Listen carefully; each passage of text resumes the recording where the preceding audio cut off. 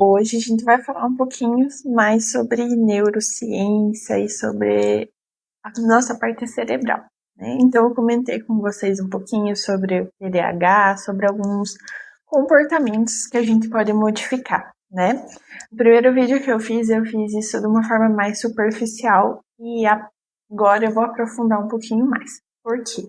Porque a nossa neuroplasticidade cerebral, ela é exatamente como um músculo. Quanto mais a gente usa, quanto mais a gente se esforça para fazer as coisas, maior ele fica e melhor ele fica.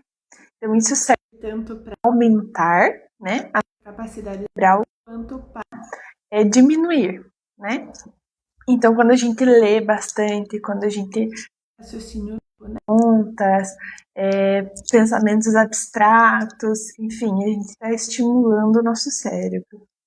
E o que eu quero falar com vocês sobre a questão de comportamento. Quando a gente fala no nosso comportamento, eu quero que vocês prestem atenção de quantas repetições da mesma coisa vocês percebem na sua cabeça durante todo o dia. Por exemplo, tem o que a gente chama de looping, né?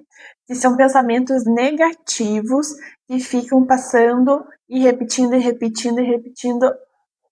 tantas vezes na nossa cabeça que a gente associa aquilo como verdade, né? E eu tenho uma coisa para contar para vocês. Você não é o que você pensa. Você é o que você acredita. Então, se você hoje acredita naquilo que você pensa, naquilo que você, nesses pensamentos que tem na sua cabeça, então você está realmente sendo isso.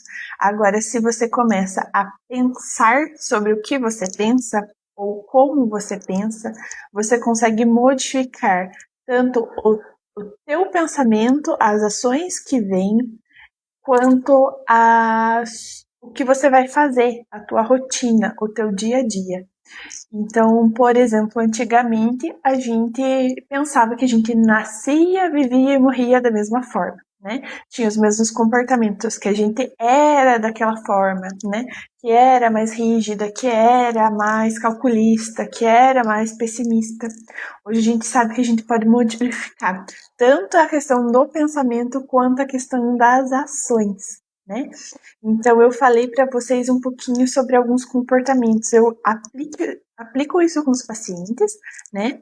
Que é colocar dentro da nossa rotina ações que vão desenvolver alguma coisa que a gente queira, né? Por exemplo, ali da medicação, que eu falei. Colocar num lugar visível, colocar um lugar para guardar, um lugar visível, né? Para a gente estar utilizando.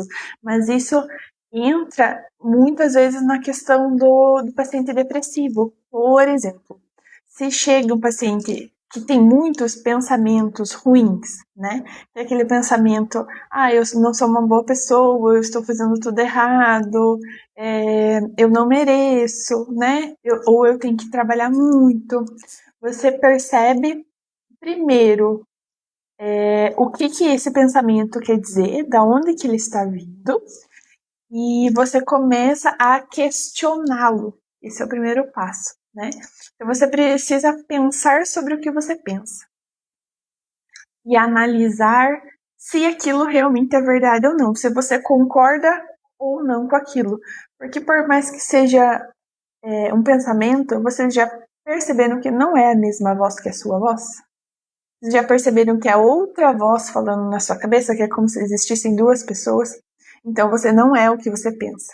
O que você pensa é uma coisa, o que você é outra. Porque vocês têm que concordar com o seu pensamento para ele se tornar você, certo? Então, à medida que a gente vai analisando, vai pensando, a gente vai conseguindo muitas vezes modificar, tirar esse pensamento repetitivo, tirar essa convicção, essa certeza e modificar.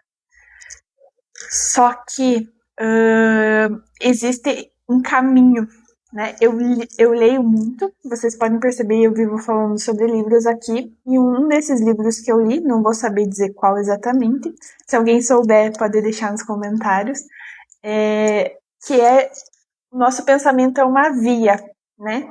A gente tem as rodovias, as BRs, as PRs, SRs, né? E a gente tem as ruas. Então, o nosso pensamento padrão, aquilo que a gente repete todo dia, as nossas crenças, aquilo que a gente está sempre pensando que é o que mais repete na nossa cabeça, ela é uma rodovia. Ela é uma BR, ou seja, ela é grande, comprida, forte, extensa, né? Ela é bem construída, passa muitos carros ali, passa muitas vias neurais por ali, ela é muito reforçada, né? Por quê?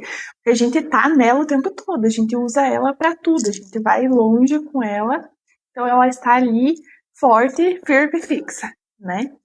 Aí as SRs, PRs, que são as estaduais, a gente usa bastante também, não tanto quanto as BRs, mas usa bastante. E as nossas vias, as nossas ruas, por exemplo, se for a rua da nossa casa, a gente vai usar bastante. Mas as colaterais, as outras, a gente não usa tanto. Elas estão ali, mas a gente não costuma usar. Então, elas estão quebradas, elas estão estragadas e a gente não viu, porque a gente não passa lá toda hora. Né? Então, o que a gente faz? Quando a gente quer transformar o pensamento, a gente tem que construir outras rodovias, outras estradas. E vai precisar puxar terra, vai precisar colocar pedra, vai precisar fazer a base, vai precisar asfaltar. Depois de asfaltar, vai precisar aumentar, né? À medida que você vai treinando o teu cérebro, você vai melhorando essa via. Então, por exemplo, quem tem muitos pensamentos negativos, quando você vai deixando de usar aquela via, vamos supor que é uma estadual, você vai deixando ela largada. Ou seja, ela vai estragando com o tempo. Mas você vai usando e vai melhorando a que você está construindo. Ou seja, vai chegar um momento que a antiga vai estar inútil e você só vai usar a nova. Isso é uma construção, isso é um processo, né?